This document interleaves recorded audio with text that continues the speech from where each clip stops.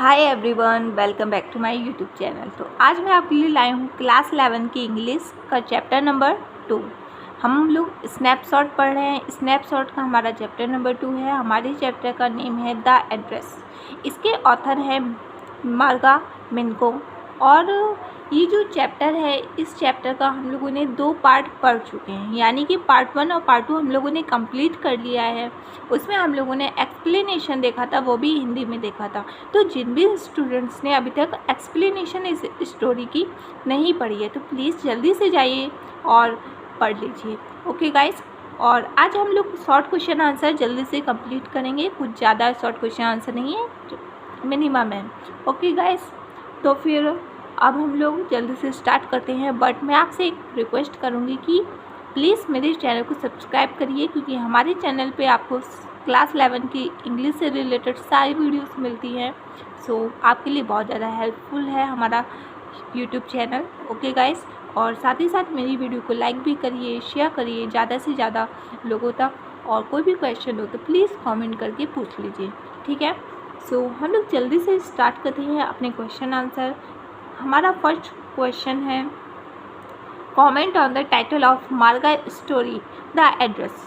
मार्गा की जो ये स्टोरी है द एड्रेस, यानी कि एक पता, इस टाइटल पे हमें टिप्पणी करनी है। इस टाइटल पे हमें बताना है ये टाइटल क्यों दिया गया है, इस टाइटल के पीछे का क्या रीज़न है, या फिर ये जो स्टोरी है किस पर बेस्ड है, ये बताना है।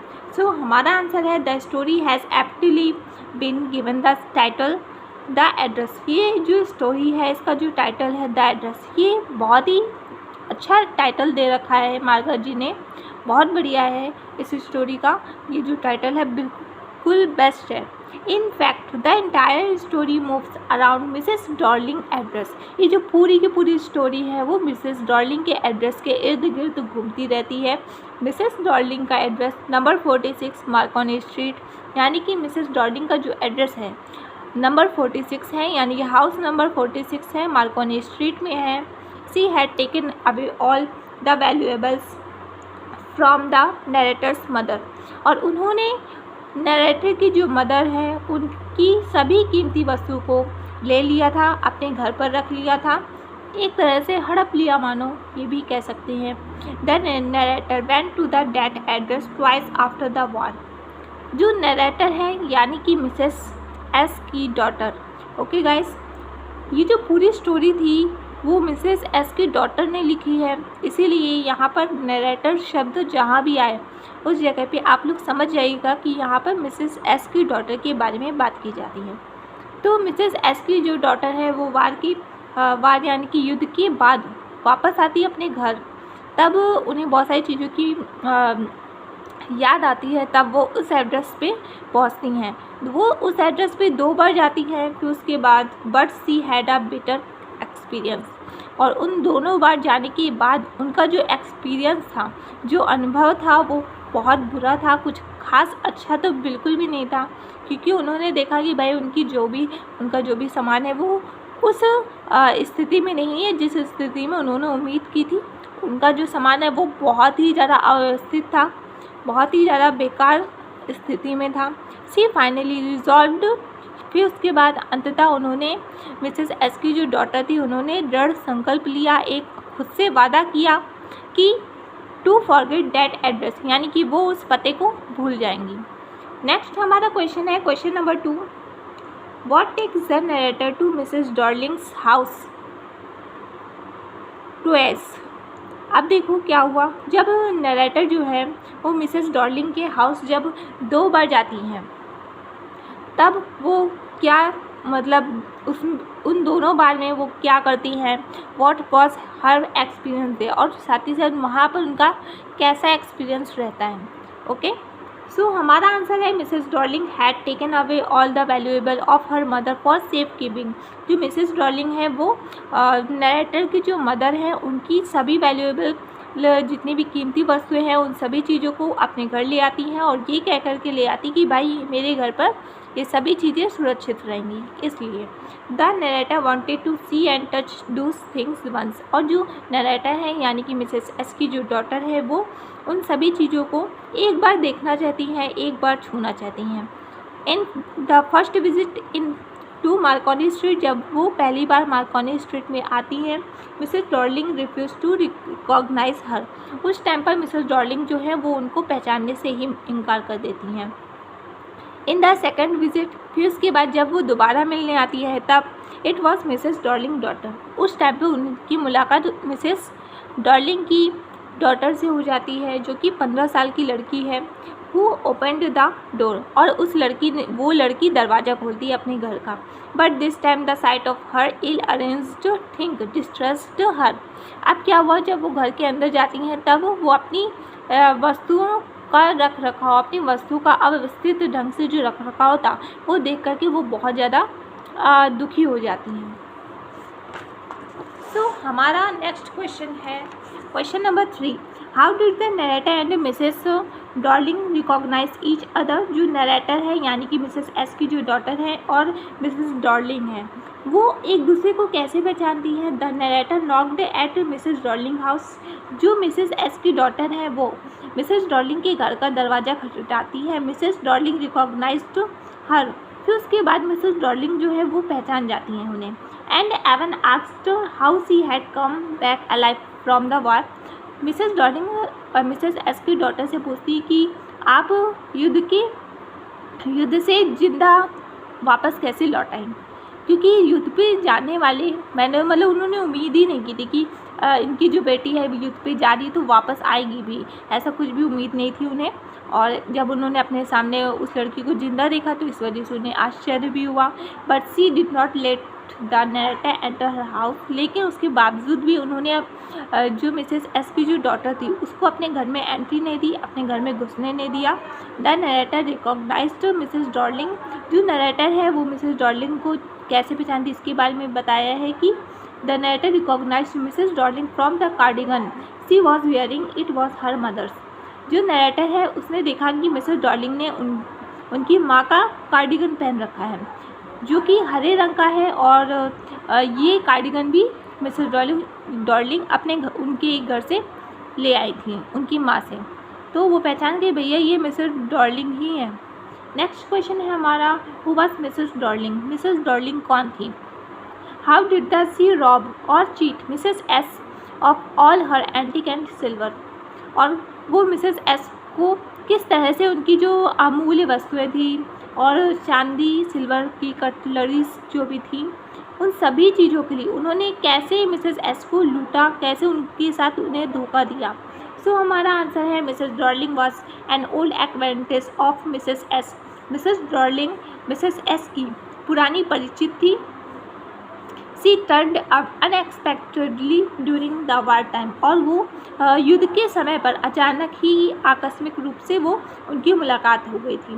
बहुत पुरानी परिचित थी, फिर उसके बाद काफ़ी दूर तक उनकी मुलाकात नहीं हुई, फिर अचानक से युद्ध के समय पर मुलाकात हो गई। फिर उसी टाइम से उनका आना जाना काफ़ी होने लगा हमारे घर पे इस टाइप से।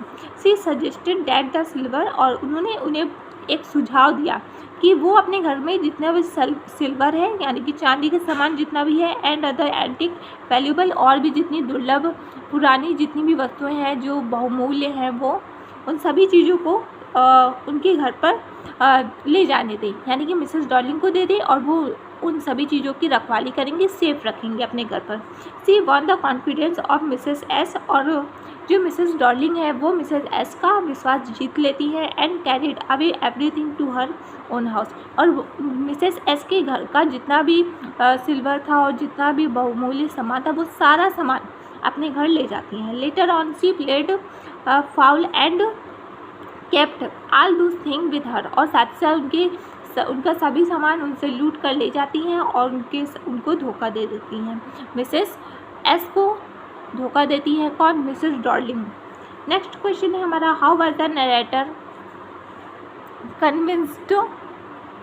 How was the narrator convinced that she had come to the right address and met Mrs Dorling. अब क्या हुआ, जो नरेटर है उसने जो मिसेस एस की जो डॉटर है उसने वो कह रही है कि मैं एक सही पते पे हूँ, और ये चीज़ मतलब उसे कैसे पता चले कि मैं एक सही पते पे हूँ, और साथ ही साथ मिसेस डॉर्लिंग से वो कैसे मिली, इसके बारे में आंसर है हमारा। The narrator went to house number 46 Marconi street.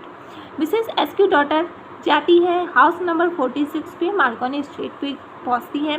C recognised Mrs Darling who open the door. जब मिसेस डॉर्लिंग दरवाज़ा खोलती है, देखती है, तब वो पहचान जाती है कि भैया ये मिसेस डॉर्लिंग है। She had no doubt that she had come to the right place. और उन्हें इस बात की कोई शंका नहीं कि वो एक सही प्लेस पर आई हैं। उन्हें पता है मैं एक राइट प्लेस पे हूँ और इसमें कोई संदेह नहीं है। सी आल्सो नोटिस दैट, फिर से वो एक बात नोटिस करती हैं, that Mrs Dorling was wearing her mother's knitted green cardigan. और वो ये महसूस करती हैं कि जो मिसेस डॉर्लिंग है उन्होंने जो स्वेटर पहन रखा है हरे रंग का, वो स्वेटर मेरी माँ ने बुना है, मेरी माँ का है, और इस मेरी माँ के स्वेटर को भी मेरी मिस्टर डॉर्लिंग अपने घर पर ले आई हैं।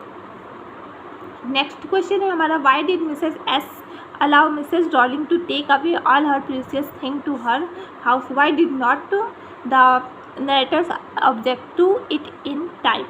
मिसेस एस मिसेस डॉर्लिंग को क्यों नहीं मना कर पाई, अपने घर का इतना बहुमूल्य सामान ले जाने से क्यों नहीं रोक पाई? और नेक्स्ट क्वेश्चन हमारा ये है कि जो नरेटर है यानी कि मिसेस एस की जो डॉटर है वो भी समय रहते क्यों नहीं इस चीज़ का विरोध कर पाई कि भैया हमारे घर का सामान क्या उठा ले जा रही हूँ, इसका क्यों नहीं विरोध कर पाई? सो हमारा आंसर है Mrs S was Jewish origin, यानी कि मिसेस एस जो है वो यहूदी मूल की महिला थी। ड्यूरिंग द वॉर यानी कि युद्ध के समय पर all the Jews were being evacuated from the country by the Nazi army. और युद्ध के समय पर नाजी आर्मी के द्वारा देश में जितने भी यहूदी थे उनको कैद किया जा रहा था, उनको कैद में लिया जा रहा था और उनको देश से बाहर निकाला जा रहा था। There was no security of life और एंड प्रॉपर्टी। और वहाँ पर कोई भी सिक्योरिटी नहीं थी, कोई भी सुरक्षा नहीं थी, ना तो लाइफ की, ना तो जीवन की, और ना ही प्रॉपर्टी यानी कि किसी का भी जो भी घर का सामान है उसका कोई भी सिक्योरिटी नहीं थी। So Mrs S allowed Mrs Dorling to take away all her silver and antique things for safe keeping. अब क्या हुआ, इसी वजह से मिसेस एस ने मिसेस डॉर्लिंग को अपने घर से सिल्वर और एंटीक जितने भी थिंग्स थी उन सभी चीज़ों को ले जाने दिया, इसलिए ले जाने दिया जिससे कि उनके घर पर सुरक्षित रहें। फिर जब कभी भी वो वापस आएंगी उनकी कैद से वापस, या उनकी लड़की जब भी वापस आएगी तो वापस उन सभी सामानों को वापस ले लेगी। The narrator could not prevent it because she usually came home only during holidays.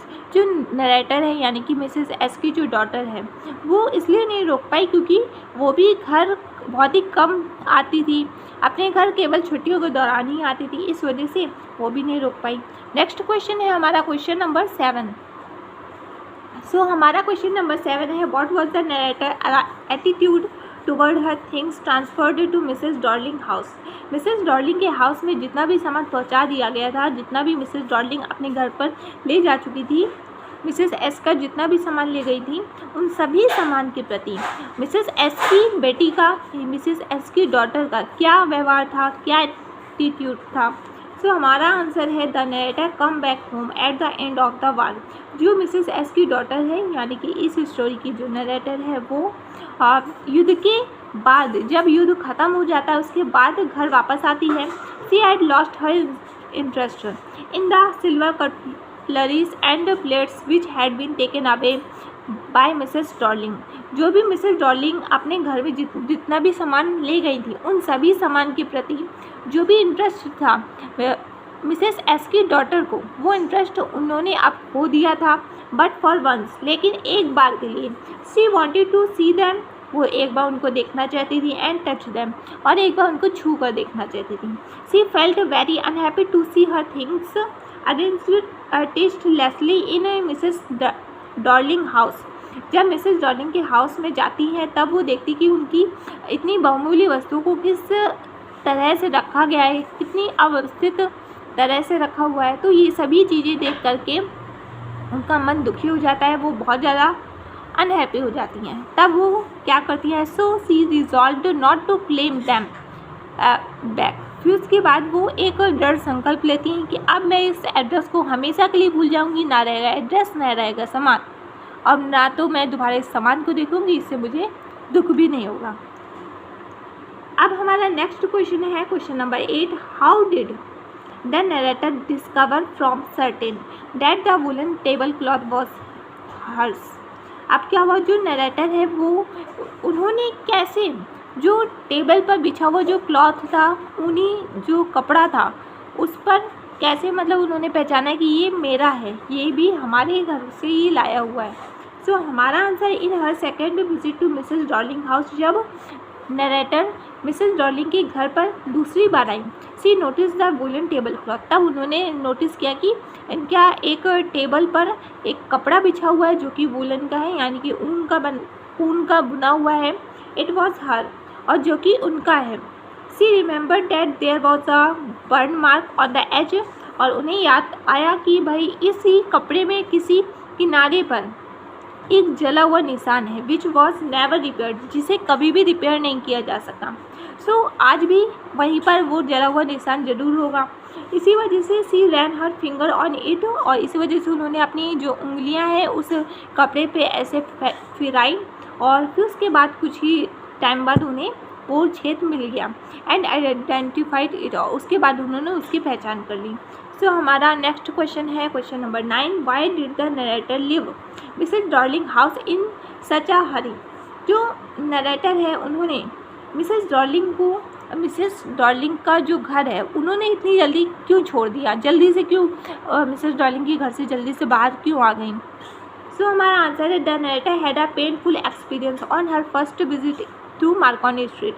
जब नरेटर पहली बार आई थी तब भी उस टाइम पर भी उन्हें बहुत दुख हुआ, क्योंकि उनकी जो पहली मुलाकात थी वो भी बहुत बेकार थी मिसेस डॉर्लिंग के साथ। जब पहली बार मुलाकात हुई तो मिसेस डॉर्लिंग ने कह दिया कि भाई अभी टाइम नहीं है, बाद में आइएगा। She got a very cold shoulder, उन्हें बहुत ज़्यादा दुख हुआ, but she could not help paying a second visit, लेकिन वो खुद को रोक नहीं पाई कि अपने आप को मतलब दोबारा आने से वहाँ पर रोक ही नहीं पाई। She felt approached to see her thing there, और उसके बाद वो वहाँ पर जितनी भी चीज़ों को उन्होंने देखा कि वो सारी चीज़ें उनकी थी, लेकिन जिस हालत में पड़ी थी उस चीज़ को देख कर के इससे बहुत ज़्यादा उन्हें दुख हो रहा था। ऑल हर मदर्स एंटिक, जितनी भी चीज़ें थी उनकी माँ की एंटिक वस्तुएं, antique thing and precious silver, और जो भी कीमती चांदी का सामान था, and artefacts were kept tastelessly in a small and musty room, और जितना भी सामान था कीमती और सिल्वर कटलरी, ये सारा सामान बहुत ही अवस्थित ढंग से रखा था और एक बहुत ही छोटे से रूम में रखा था, जिसमें सीलन की बदबू आ रही थी। इस वजह से उनको बहुत ज़्यादा इस चीज़ से दुख होता है। Suddenly all those familiar things lost their value for her, और अचानक ही उन सभी चीज़ों ने मिसेस एस की डॉटर की नज़रों से अपना जो महत्व था वो खो दिया। Even she did not want to see dishonest Mrs Dorling again, और साथ ही साथ मिसेस एस की डॉटर नहीं चाहती थी दोबारा उस बेईमान महिला मिसेस डॉर्लिंग से मिलना, वापस नहीं चाहती थी कि वो दोबारा से मिसेस डॉर्लिंग से मिले। सो सी लेफ्ट द हाउस इन अ हरी, इसी वजह से उन्होंने जल्दी ही उन्होंने उनका घर छोड़ दिया। नेक्स्ट क्वेश्चन है हमारा, if the address of Mrs Dorling और हाउस वॉज करेक्ट, जब मिसेस डॉर्लिंग के घर का पता बिल्कुल सही था, why did the narrator resolve to forget it. जब मिसेस डॉर्लिंग के घर का पता सही था तब उन्होंने इस पते को भूल जाने का निश्चय क्यों किया। The narrator visited Mrs Dorling house a second time, जब नरेटर मिसेस डॉर्लिंग के घर दूसरी बार उनसे मिलने आती हैं तब in fact she had no desire to get all her things back, और उन्होंने इस चीज़ की इच्छा छोड़ दी थी कि उन्हें जितनी भी उनकी वस्तुएं वो वापस मिलेंगी। उन्हें पता था जितनी वस्तुएं वो सब वापस नहीं मिलने वाली हैं। द एड्रेस वॉज करेक्ट, ये जो पता था वो बिल्कुल सही था, but she lost interest in those untidily storeyed things, लेकिन उसके बावजूद भी उन्होंने ये जो पता था वो तो पूरा सही था, लेकिन उन्होंने वहाँ पर जितनी भी जो उनकी वस्तुएं थी उनके प्रति जो इंटरेस्ट था वो पूरी की तरह से उनका ख़त्म हो गया था। मोर ओवर हर रेंटेड रूम, और इसके बावजूद भी अब वो जहाँ पे रहती थी वो एक किराए के रूम में रहती थी, was too small for them, और साथ ही साथ वो किराए का रूम बहुत ज़्यादा छोटा था। So she made up her mind to forget her treasure as well as the address of Mrs Dorling. इसी वजह से उन्होंने इस चीज़ का निश्चय किया कि भाई मैं अभी इस एड्रेस को भूल जाऊँगी, और साथ ही साथ इस एड्रेस से जुड़ा जितना भी जो भी सामान है उसको भी भूल जाऊँगी, और मिसेस डॉर्लिंग को भी भूल जाऊँगी। नेक्स्ट हमारा क्वेश्चन है question number 11, how did the narrator get Mrs Dorling address. Mrs Dorling का जो एड्रेस था उस एड्रेस को उनका एड्रेस कैसे मिला नरेटर को, यानी कि मिसेस एस की जो डॉटर है उन्हें मिसेस डॉर्लिंग का एड्रेस कैसे मिला। Why did she wait for years to go there, और उन्होंने इतने सालों तक वेट क्यों किया उनके घर जाने का। भाई जब मिला था तभी चली जाना चाहिए था। नेक्स्ट हमारा आंसर है the narrator had once come home on leave. जो नरेटर है उन्होंने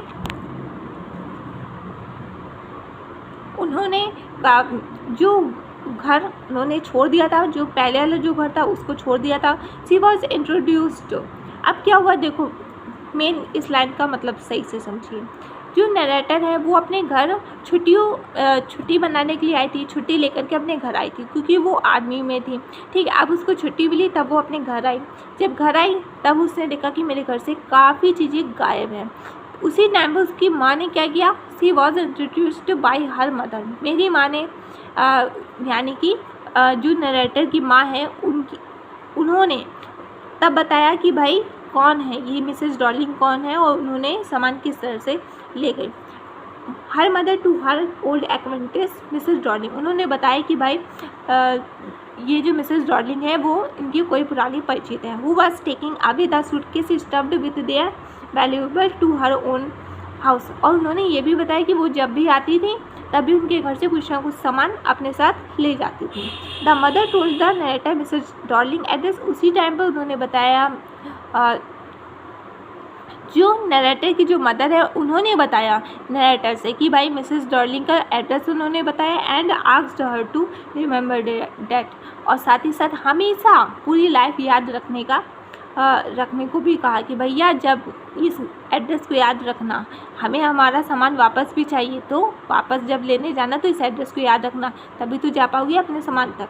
the narrator return to home several years, और जो नरेटर है फिर उसके बाद जब वापस अपने घर आई तो कई सालों की बात आई। Later at the end of the war, जब युद्ध खत्म हो चुका था। नेक्स्ट क्वेश्चन हमारा why and when did the narrator feel and argue to see her mother belongings. जो नरेटर है वो अपनी माँ से जुड़ी जितनी भी चीज़ें हैं उससे क्या फील करती थी, उसके प्रति दुखी क्यों फील करती थी और कब फील करती थी। After the liberation struggle was over, जब आज़ादी की जो लड़ाई थी, जब आज़ादी का जो संघर्ष था जब पूरी तरह से ख़त्म हो गया, यानी कि युद्ध जब ख़त्म हो गया, कुल मिला के वो युद्ध के बारे में बोल रहे हैं। The narrator return to home, फिर उसके बाद जो नरेटर है यानी कि मिसेस एस की जो डॉटर है वो वापस घर आती हैं, और घर आने के बाद one day she become curious about all her things that Mrs Dorling house. फिर एक दिन वो बहुत ज़्यादा उत्सुक हो जाते हैं कि जो मिसेस डॉर्लिंग के घर पर हमारा सामान पड़ा हुआ है वो चलो मैं एक बार देख के आती हूँ किस हालत में है हमारे घर का सामान। She just wanted to see them, और फिर वो बस इतना चाहती थी कि केवल मैं उस सामान को एक बार देख लूँ, टच दैम, एक बार छू कर देख लूँ, and remember the old time and her mother, और साथ ही साथ मैं उससे जुड़ी जितना भी पुरानी यादें हैं अपनी माँ को याद कर लूँ। सो इस लाइन में अब आप समझ चुके होंगे कि अपनी माँ को याद कर लूँ। माँ को याद कर लूँ का मतलब ये हुआ कि उनकी जो मदर है अब वो नहीं रही है। बताया ना कि युद्ध ख़त्म हो चुका था, और जो उनका जो परिवार था वो एक यहूदी था, तो उनकी माँ को शायद कैद कर लिया गया था या तो उनकी डेथ हो गई थी। इसी वजह से वो लड़की इतनी ज़्यादा उत्सुक थी उस सामान के लिए, क्योंकि वो जो सामान था वो उसकी माँ के लिए बहुत प्रिय था, और जो उसकी माँ के लिए प्रिय था इसलिए उससे बहुत ज़्यादा लगाव था उस सामान से, और उस सामान से जुड़ी जितनी यादें थी वो उसके लिए बहुत ज़्यादा वैल्यूएबल थी इसीलिए। और जब वो वहाँ पर पहुँचती है मिसेस डार्लिंग के हाउस, तो वहाँ देखती है कि अरे यार इतनी बुरी तरीके से इस सामान को रखा जा रहा है यहाँ पर, तो फिर उसको थोड़ा दुख होता है। फिर उसके बाद वो उस एड्रेस को भूल जाने के बारे में सोचती कि चलो यार अब इस एड्रेस को भूल जाना ही अच्छा है।